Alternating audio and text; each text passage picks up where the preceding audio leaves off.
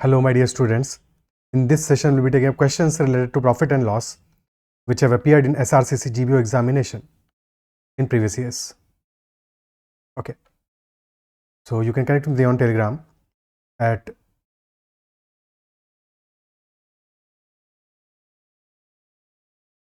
ADITYAKT and join the Telegram group CATZAT MBA.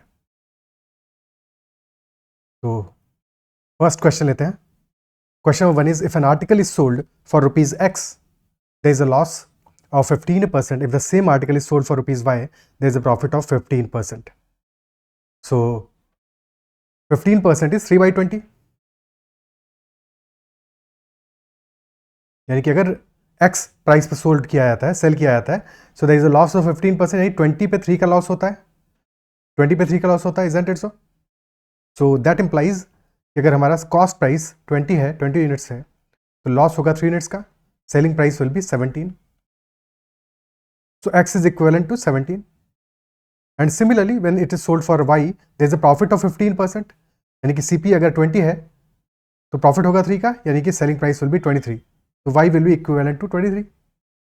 So ratio of y minus x upon y plus x will be equal to 23 minus 17 upon 23 plus 17. So that is 6 by 40 or 3 by 20. Option C. Clear? Okay. Next question. A merchant bought 749 pence. He sold 700 of them for the price he paid for 749 pence. यानी कि जो उसका cost price था, for that equivalent, he sold 700 of them, and then the remaining pens were sold at the same price per head as the other 700. Now this is a very pet question of SRCC GBO. Question पूछा है percentage gain on the entire transaction क्या होगा? Okay, so let us assume कि 700 of them को उसने sell किया है 700 rupees में. So if that is so, तो cost price तो हमारा 700 आ गया. Cost price for 749 pence is 700 rupees, और 700 में 700 pens को sell किया है. तो अगर 700 pens have been sold for 700 rupees, so that implies कि 1 pen was sold for 1 rupee, और 749 pens का ये हमारा कॉस्ट प्राइस है. तो सेलिंग प्राइस क्या हो जाएगा? Since 1 pen is being sold for 1 rupee, तो 749 rupees हमारा सेलिंग प्राइस हो जाएगा. तो इफेक्टिवली 49 rupees का प्रॉफिट हुआ है, और कॉस्ट है 700, तो 7% will be the profit percent. Option C. Is that clear? क्या ये बात समझ में आती है? ठीक है. सिमिलरली ऐसे भी सोच सकते हो इस बात को कि जो हमें लाइन कह रहा है, सेकंड लाइन, कि sold 700 of them for the price he paid for 749 pens, यानी कि cost price of 749 pens is equivalent to selling price of 700, यानी कि CP upon SP is 700 by 749. Basically उल्टा रेशियो लेना चाहिए था. Selling price upon cost price will B 749 by 700. 7 से divide कर देंगे, दिस विल बी 107 बाई 100, यानी कि 7% का प्रॉफिट होगा. Is that clear? Okay. Now same question was asked in 2012 as well कि 636 articles a bought and then sold 600 of them for the price he paid for 636 articles, यानी कि selling price by cost price का ratio क्या आएगा? 636 by 600. So that is 106 by 100, and hence 6% का profit होगा. Option A. Is it clear? Okay. Next question. A shopkeeper placed on display some dresses, each with a marked price, and she then posted a sign that 1/4 off on these dresses. 1/4 यानी कि 25% off on these dresses. The cost of dresses was 2/3 of the price at which she actually sold them. Then what is the ratio of the cost to the marked price? तो marked price पे 1/4 का discount दिया, तो late us से marked price हमारा 4x है, तो discount के बाद में सेलिंग प्राइस क्या हो जाएगा? 1/4 का डिस्काउंट यानी कि x का डिस्काउंट है, 3x will be selling price, and we know 2/3 of that price is cost price. तो कॉस्ट प्राइस आ जाएगा हमारा 3x का 2/3, which will be 2x only. तो 2x is cost price, mark price is 4x, और ratio हमें चाहिए cost to mark price, यानी कि 2x इज टू 4x, तो 1:2 का रेशियो आ जाएगा. ऑर्डर इज वेरी इंपॉर्टेंट, क्योंकि क्वेश्चन में कई बार ऑर्डर कंफ्यूज करने के लिए उल्टा भी दिया हो सकता है, या ऑप्शन में इसका ऑपोजिट दिया हो सकता था और नन ऑफ दीज भी ऑप्शन में दिया हो सकता था। तो ये हमेशा ऑर्डर ध्यान रखना है कि 1:2 का हमारा रेशियो आ रहा है कॉस्ट प्राइस और मार्क प्राइस का।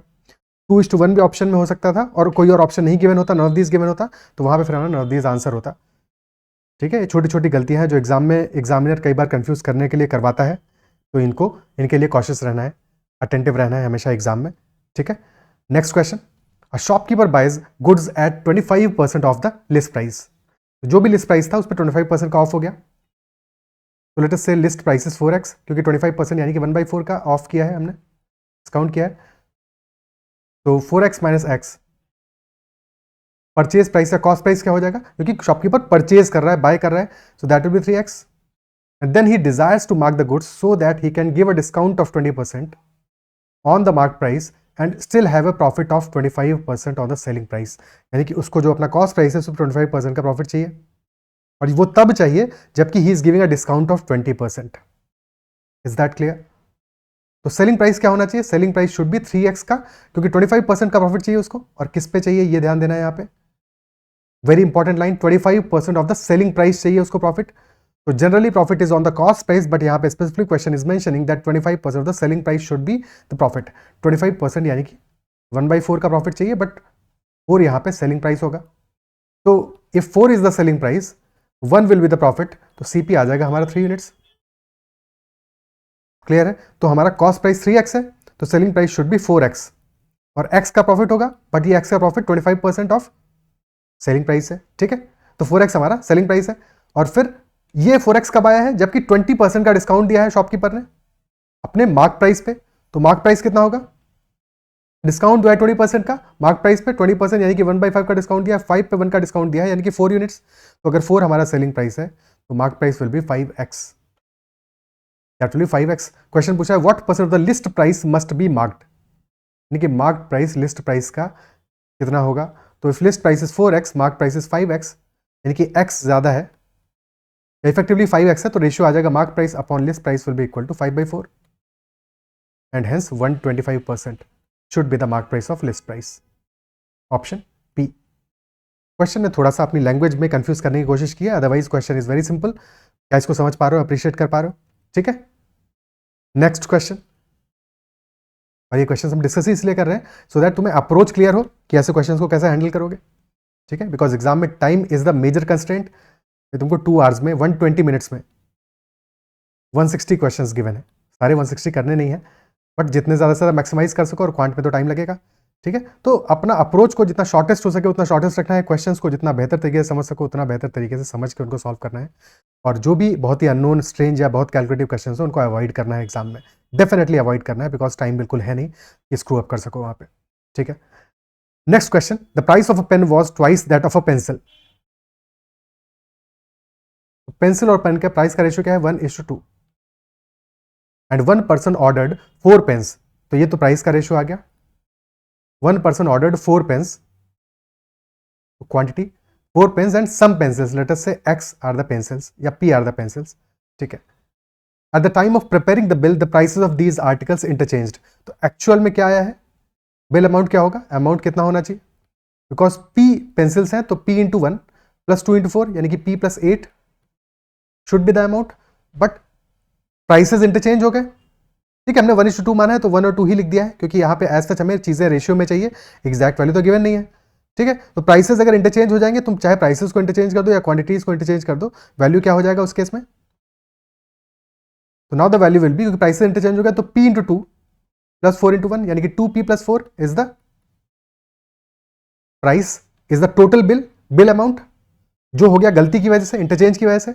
और क्वेश्चन कह रहा है this increased the bill by 50%, due to this the bill increase by 50%, 50% यानी कि 1/2, तो 2 में 1 का इंक्रीज आया होगा, 2 में 1 का इंक्रीज आया होगा, यानी कि new bill amount is 3/2 of the initial bill amount, यानी कि 2p plus 4 and p plus 8 का जो रेशियो है that will B 3/2, cross multiply कर दो, तो 4p plus 8 will be 3p plus 24, तो यहां से p will come out to be equal to 16, p is equal to 16। Question पूछा ratio of number of pens to number of pencils, pencils है 16, pen है 4, तो 16:4 यानी 4:1 का रेशियो आया किसका, पेंसिल और पेन का, बट क्वेश्चन में पूछा है पेन और पेंसिल का, वेरी इंपॉर्टेंट, जैसे लास्ट क्वेश्चन में डिस्कस किया था कि ऑर्डर चेंज्ड है, दोनों ऑप्शन गिवन है, आंसर हमारा 1:4 होगा, ऑप्शन बी होगा answer. Pens are 4, pencils are 16, तो पेन और पेंसिल का ratio will be 1:4। Clear? Next question, price of an article was increased by P% and then the new price was decreased by P%। तो पहले increase किया P% से, फिर P% से decrease किया। जब भी ऐसा सक्सेसिव चेंज होगा सेम परसेंटेज से, सक्सेसिव चेंज में होता क्या, अगर X% से हमने पहले चेंज किया एंड देन Y% से चेंज किया, सक्सेसिव चेंजेस हैं, तो रिलेटिव ओवरऑल चेंज आएगा हमारा X + Y + XY upon 100। But अगर दोनों ही X और Y सेम है, एक प्लस X है, यानी कि पहले हमने इंक्रीज किया X से, फिर डिक्रीज किया X से, तो एक प्लस में होगा एक माइनस में होगा, इफेक्टिवली चेंज हमारा आ जाएगा -X² अपॉन 100%। और प्लस X और -X कैंसिल आउट हो जाएगा, यहाँ पे प्लस P और -P कैंसिल हो जाएगा, चेंज हमारा हो जाएगा 100 माइनस P/100, P²/100% में। इनिशियली 100% था, बाद में हो जाएगा 100 माइनस P² / 100%। ठीक है, और ये हमारा लास्ट प्राइस है which is equal to 100 rupees, और this is 100 minus P² / 100% of the initial price, original price. ठीक है, तो ओरिजिनल प्राइस अगर हमारा P था, तो 100 minus P² / 100% of P is equal to 100 rupees. तो P की वैल्यू आ जाएगी 100 upon 100 minus P² / 100 by this will be 1%, this multiplied by 100 will be 100% of P, 100% of P, यानी कि P की वैल्यू हो जाएगी 100 upon 100 minus P² / 100 into 100। Clear है? ओके, अब ऑप्शंस कंफ्यूज करने की कोशिश कर रहे हैं, बट ऑप्शन में हमें ये क्लियर है कि न्यूमरेटर में 100 आ रहा है या फिर 10,000 आ रहा है। तो 10,000 अगर न्यूमरेटर में लोगे तो 100 माइनस P² / 100 आना चाहिए, जो कि आ नहीं रहा है ऑप्शन सी में, तो this is not the correct answer, क्योंकि P is the percentage value. Okay, क्या कर सकते हैं फिर हम, 100 को डिनोमिनेटर में लेके जाएं, डिवाइड कर दें 100 से, तो this will become 100 upon 100 minus P² / 100 whole divided by 100। तो ऐसे 100 अपॉन 100 तो 1 हो जाएगा, 1 माइनस, और P² / 100 विल बी P² / 100 का स्क्वायर। तो this will become 1 minus P² / 100 का square, option A. Is it clear? ठीक है, क्या बात समझ में आती है? Option A will be the answer. Next question, a person bought n articles for ₹D, he sold 2 articles at half their cost. तो कॉस्ट प्राइस कितना है यहाँ पे, ₹D is the cost price, और n आर्टिकल्स को purchase किया है ₹D पे, तो टोटल कॉस्ट क्या हो जाएगा, टोटल कॉस्ट हो जाएगा n into D, and he sold 2 articles at half their cost, तो 2 articles are being sold for D/2, and remaining articles are sold at a profit of ₹8 on each article. बचे कितने, n-2, और इनको cell किया है eight a profit of ₹8, यानी कि D + 8 पे सेल किया है, and effectively there is an overall profit of ₹72। Cost था n इंटू डी, तो n इंटू डी plus 72 will be this value. Is that clear? ठीक है, ये टोटल हमारा सेल्स वैल्यू आ गया, and this 72 is profit. Solve करते हैं इसको, तो n इंटू डी plus 72, this is equal to 2 into D/2 यानी कि D, plus n minus 2 into D यानी कि ND minus 2D plus 8n minus 2 into 8 16, ND से ND कैंसिल आउट हो गया, और 72 प्लस 16 विल बी 88, 88 हो जाएगा, तो 88 is equal to 8n minus D। तो 8n is equal to 88 plus D, ये हमारा इक्वेशन आ गया फाइनली। क्लियर है? And then we have to find out the least possible value of n। Least possible value of n क्या होगा, D हमारा, क्योंकि एक कॉस्ट प्राइस है, कॉस्ट प्राइस पर आर्टिकल है, तो ये 0 तो नहीं हो सकता, it cannot be 0, isn't it so? It cannot be 0, तो D हमारा 0 नहीं हो सकता, तो D को हमें कोई वैल्यू तो देना पड़ेगा। ओके, अगर 0 हो पाता तो फिर हमारा n का वैल्यू मिनिमम 11 आ जाता है, क्योंकि 8n would have been equal to 88, so n would have been equal to 11। तो यहाँ पे D को हम मिनिमम कितना वैल्यू दें कि n हमारा इंटीजर में आए, तो अगर हम D इज इक्वल टू, क्योंकि 88 ऑलरेडी हमारा मल्टीपल ऑफ 8 है, तो अगर D इज इक्वल टू 8 रख दें, so 8n will be equal to 88 plus 8 which is equal to 96, तो n will be equal to 12। ये मिनिमम वैल्यू है n की, n can have any value greater than 11, ठीक है, but 12 is the minimum value, option A will be the answer. 10 या फिर 8 तो possible ही नहीं थे। Is that clear? ठीक है, कोई दिक्कत? सेकेंडली डी एज सच यहाँ पे हमारा कुछ भी वैल्यू हो सकता था, ऐसा कोई जरूरी नहीं था कि डी को हमारा इक्वल टू 12 ही रखना था, हमें बस कंडीशन सेटिस्फाई होनी चाहिए जो भी हमारी कंडीशंस गिवन है। ठीक है, डी इज इक्वल टू 8 से कम वैल्यू क्या हम रख सकते थे इस क्वेश्चन में? बस जीरो नहीं रख सकते क्योंकि जीरो पे तो कॉस्ट प्राइस जीरो हो जाएगा, तो कोई सेंस ही नहीं बनता उसका। क्लियर है? ओके, और हमें क्योंकि एन एक इंटीजर वैल्यू चाहिए था, so that is why we put D as a multiple of 8, क्योंकि ऑलरेडी 88 हमारा 8 का मल्टीपल है। ओके, नेक्स्ट क्वेश्चन करते हैं। A student purchased a computer system and a color printer. If he sold computer system at 10% loss and color printer at 20% gain, तो computer system को latest से CS से represent करते हैं, लिखते हैं, और कलर प्रिंटर को CP से रिप्रेजेंट करते हैं। तो कंप्यूटर सिस्टम को 10% के लॉस पे सेल किया है, यानी कि 10% of cost price of computer system, और कलर प्रिंटर को 20% के गेन पे सेल किया है, तो कुछ भी लॉस नहीं होगा, ना लॉस होगा ना प्रॉफिट होगा। बेसिकली चीज़ें इक्विवेलेंट हो जाएंगी, जितना लॉस हो रहा होगा हमारा कंप्यूटर सिस्टम में उतना ही प्रॉफिट हो जाएगा कलर प्रिंटर में। तो 10% ऑफ कंप्यूटर सिस्टम का cost will be equal to 20% of colour printer का कॉस्ट, यानी कि दोनों का कॉस्ट का रेशियो क्या आ जाएगा? कंप्यूटर सिस्टम और कलर प्रिंटर के कॉस्ट का रेशियो आ जाएगा 20/10, यानी कि 2:1 का 2:1 का आ जाएगा। ठीक है, तो 2x अगर कॉस्ट प्राइस है कंप्यूटर सिस्टम का, तो x हो जाएगा कॉस्ट प्राइस कलर प्रिंटर का। बट इफ इंस्टेड, ठीक है, या फिर और अपनी वैल्यूज को सिंप्लीफाई करने के, क्योंकि ऑप्शंस हमारे क्या आ रहे हैं, हमें अल्टीमेटली निकालना है how much did he pay for the colour printer. Okay, so अगर सेकेंड केस में if he selling the computer system at 5% gain, ठीक है, तो 200 और 100x मान लेते हैं फॉर सिंप्लीफिकेशन सेक। रेशियो तो अभी भी 2:1 ही आएगा, 200 और 100 मान लिया। ठीक है, तो अगर if he is selling the computer system at 5% gain, तो 200x का 5% कितना होगा? 10x। अगर 10x पे के प्रॉफिट पे सेल करता है कंप्यूटर सिस्टम को, और colour printer at 15% loss, 15% of 100x will be -15x।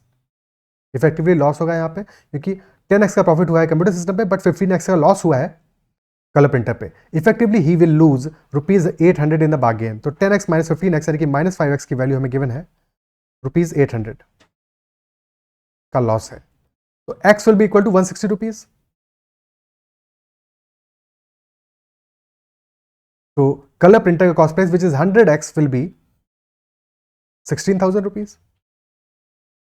अगर कंप्यूटर सिस्टम का पूछता तो that would have been 32,000। Option A is the answer in this question. Is that clear? Okay, next question, what percent selling price would be 34% of the cost price if the gross profit is 26% of the selling price?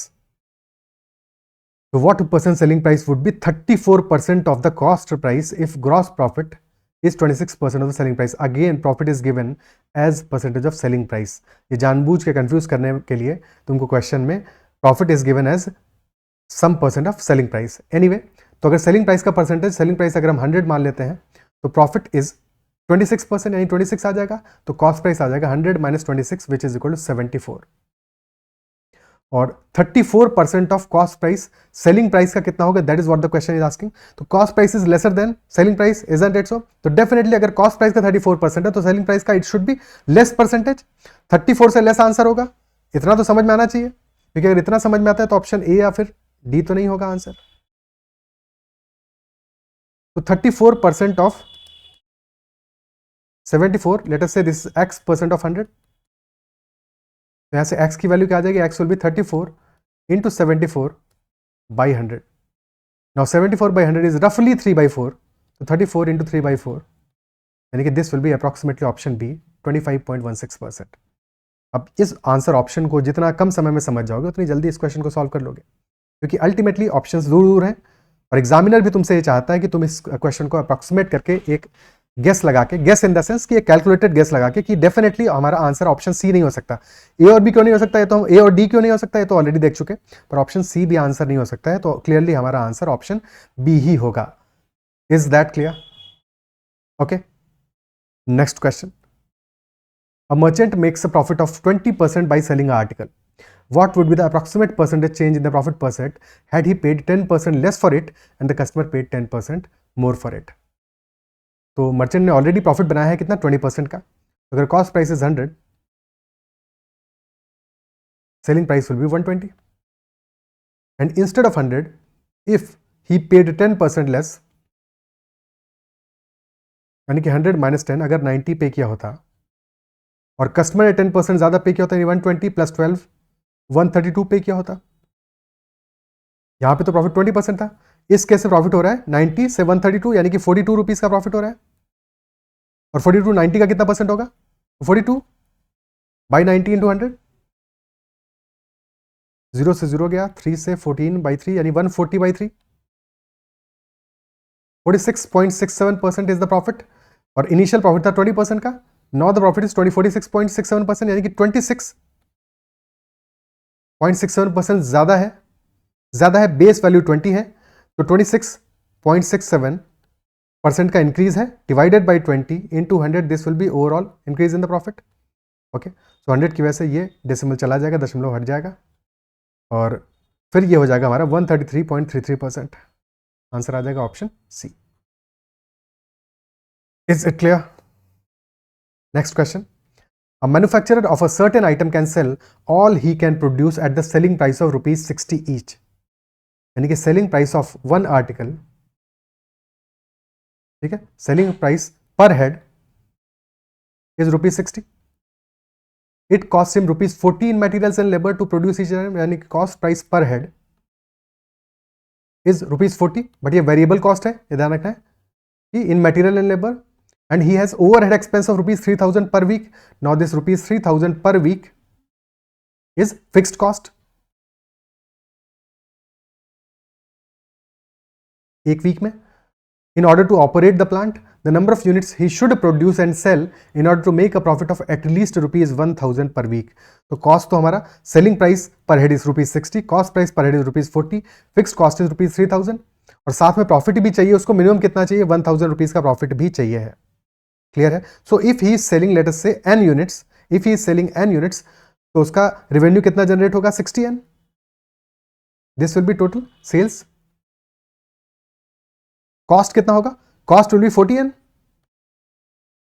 Plus 3000 in a week.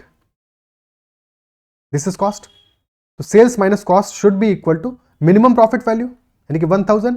अगर इतना होगा तो काम चलेगा, तो minimum इतना तो चाहिए हमको, n की मिनिमम वैल्यू निकालनी है. ठीक है, so this is equal to 1000. Equate कर देते हैं आप, तो 60n minus 40n will be equal to 20n. 20n minus 3000 is 1000, तो 20n विल बी 1000 प्लस 3000. तो n will be equal to 4000 by 20, which is equal to 200 units. तो minimum 200 units must be produced. Option D will be the answer. Okay, now in this question देखो, language exam में क्या हो सकता है, कई बार यहां पे दिया था एटलीस्ट रुपीज 1000 पर वीक. तो एटलीस्ट का मतलब यह हुआ कि ग्रेटर देन इक्वल टू 1000 चाहिए. अगर एटलीस्ट की बजाय लिखा होता कि मोर देन रुपीज 1000, ठीक है, एग्जाम में लैंग्वेज में ये हमेशा ध्यान रखना है. मोर देन रुपीज 1000 लिखा होता, इसका मतलब हुआ कि ग्रेटर देन 1000 चाहिए. तो फिर उस केस में हमारा जो 200 यूनिट्स पे एग्जैक्टली 1000 का प्रॉफिट हो रहा है, तो हमारा आंसर 200 से एक यूनिट ज्यादा होता है, यानी कि उस केस में answer would have been 201 units. Option हो सकता है एग्जाम में 200 और 201 दोनों गिवन हो और दिया होता कि मोर देन रुपीज 1000, तो उस केस में हमारा आंसर मोर देन के केस में n minimum would have been 201. At least के केस में एन मिनिमम इज 200 यूनिट्स. तो ये लैंग्वेज का थोड़ा सा टंटा है, इसको ध्यान रखना है. ठीक है, क्लियर है? ओके, तो इस केस में answer is 200, but otherwise language थोड़ा सा बदलेगा तो आंसर हमारा 201 हो जाएगा. क्लियर? Next question.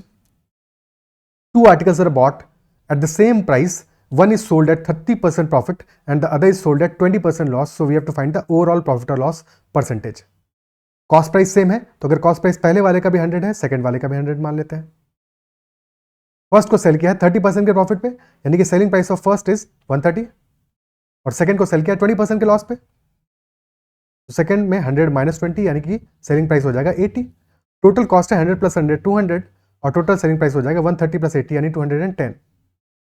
तो ओवरऑल प्रॉफिट हुआ है 10 का, कॉस्ट प्राइस है 200, तो 10 इज 5% ऑफ 200, तो 5% प्रॉफिट होगा in this case. Is it clear? ठीक है, 5% with the profit. These are all the profit and loss related questions that have come in previous years in SRCC GBO examination. I believe session आपको पसंद आया होगा, questions समझ में आए होंगे और किसी भी क्वेश्चन में कहीं पे डाउट नहीं रहा होगा. अगर किसी भी क्वेश्चन में कहीं पे भी थोड़ा सा भी डाउट है, इतू सा भी डाउट है, तो make sure to ask about that doubt. Comment में जरूर मेंशन करना है. अगर सेशन पसंद आया तो उसको लाइक जरूर करना है और अगर अब तक चैनल को सब्सक्राइब नहीं किया है तो जरूर कर लेना. You can connect with Telegram at ADITYAKTA and join the telegram group CADS@MBA. That's all for this session. Bye bye, take care.